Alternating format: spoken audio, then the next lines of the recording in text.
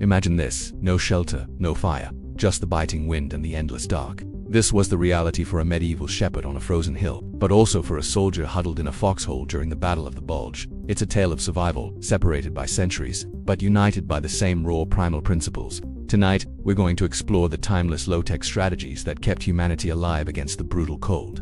Let's start with the first and most fundamental principle: body heat. A medieval shepherd, caught in a sudden blizzard, knew his flock was his best chance. He would press himself into the middle of his sheep, using their collective warmth as a living shield against the lethal cold. Fast forward hundreds of years to the Ardennes forest. Soldiers, pinned down and freezing, adopted the exact same strategy. They would curl together in twos and threes in their foxholes, rotating positions so no single man bore the brunt of the cold for too long. Today, survival experts call this co-sheltering. For those shepherds and soldiers, it was simply staying alive. Next up, the cloak as a personal shelter. For a shepherd, a thick wool cloak, often coated in grease or lanolin to make it water-resistant, was an absolute lifeline. It was a personal, portable bivouac. Pulled tight, it trapped a precious layer of warm air against the body, blocking wind and rain. Now, look at the standard-issue poncho of a World War II soldier. It served the exact same purpose. A soldier could wrap himself in it to create that same pocket of warm air.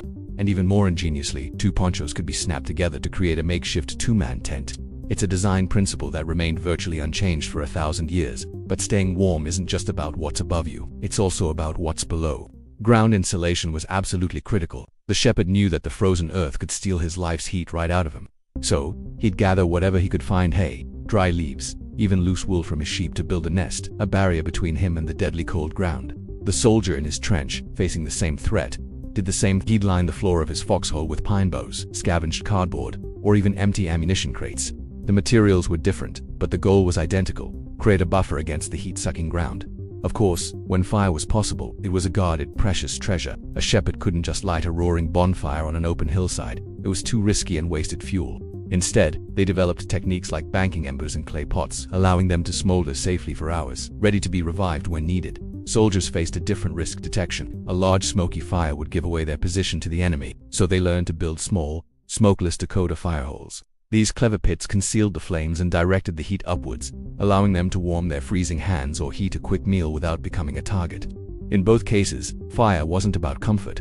It was a tactical advantage against the elements. From the shepherd's grease-treated pelts to the soldier's heavy wool greatcoat, the core lesson is the same: ingenuity born from desperation. These men didn't survive by chance. They mastered their environment with knowledge passed down through generations, with incredible resourcefulness, and with an unbreakable will to see the next sunrise. It's a powerful reminder that sometimes the most effective survival tools aren't the latest gadgets, but the timeless wisdom of those who came before us. Thanks for watching. If you found this look into history and survival as fascinating as I do, be sure to hit that like button and subscribe for more deep dives into the human story. See you in the next one.